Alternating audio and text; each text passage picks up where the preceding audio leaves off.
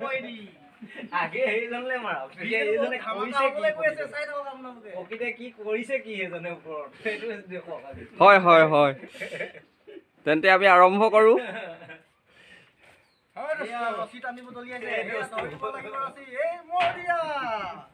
সুন্দৰ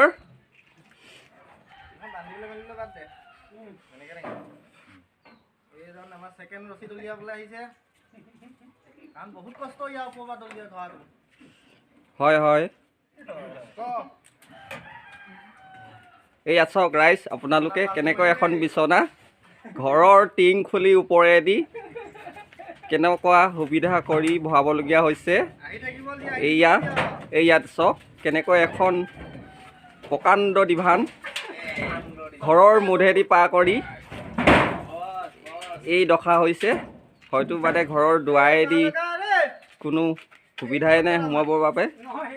সেইবাবে ওপৰেদি টিং খুলি ভৰোৱা হৈছে ইয়াত চাওক কেনে কলা কৌশল কৰি ডিভানখন বহাবলগীয়া হৈছে চব ৰাইজ